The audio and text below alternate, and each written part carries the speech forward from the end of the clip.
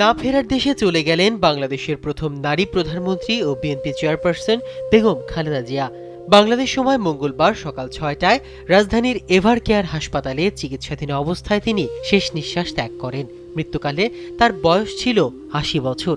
দীর্ঘদিন ধরে তিনি বিভিন্ন জটিল রোগে ভুগছিলেন এবং সাম্প্রতিক সময়ে শারীরিক অবস্থার অবনতি ঘটে। তার মৃত্যুর খবর ছড়িয়ে পড়লে দেশজুড়ে রাজনৈতিক অঙ্গনে শোকের ছায়া নেমে আসে। বেগম খালেদা জিয়ার মৃত্যুর বিষয়টি নিশ্চিত করেছেন বিএনপির তথ্য ও প্রযুক্তি বিষয়ক সম্পাদক AKM ওয়াহিদুজ্জামান এবং তার সাবেক প্রেস সচিব মারুফ কামাল খান।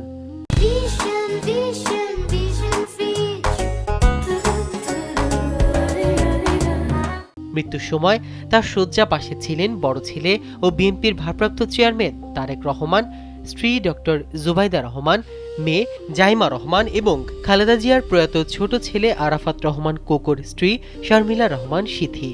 স্বজনদের মধ্যে ছোট ভাই শামীম এসকান্দার, তার স্ত্রী, বড় বোন সেলিনা ইসলাম সহ পরিবারের অন্যান্য সদস্যরা শেষ মুহূর্তে তার পাশে ছিলেন। এছাড়া বিএনপির মহাসচিব মির্জা ফখরুল ইসলাম আলমগীর এবং চিকিৎসায় গঠিত মেডিকেল বোর্ডের সদস্যরাও সেখানে ছিলেন। তার রাজনৈতিক জীবনে গণতন্ত্র পুনরুদ্ধার এবং বিরোধী আন্দোলনের নেতৃত্ব দিয়ে তিনি ইতিহাসে স্মরণীয় হয়ে থাকবেন চিরকাল।